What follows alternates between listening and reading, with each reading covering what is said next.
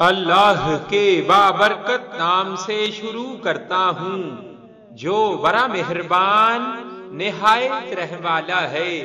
اور درود لا محدود حضور صلی اللہ علیہ وآلہ وسلم کی بارگاہ ناز کے اندر، بارگاہ پر وقار کے اندر ہدیتن، عقیدتن، محبتن، نذرانتن، تحفتن، مودتن،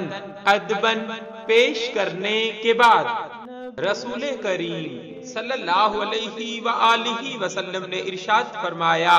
جو دعا مانگی جائے اس کے اور آسمان کے درمیان پردہ حائل ہوتا ہے، یہاں تک کہ محمد صلی اللہ علیہ وآلہ وسلم اور آل محمد صلی اللہ علیہ وآلہ وسلم پر درود شریف بھیجا جائے تو وہ پردہ چاک ہو جاتا ہے اور دعا داخل ہو جاتی ہے، اور اگر ایسا نہ کیا جائے تو دعا واپس لوٹ آتی ہے۔ صلی اللہ علیہ وآلہ وسلم۔ صلی اللہ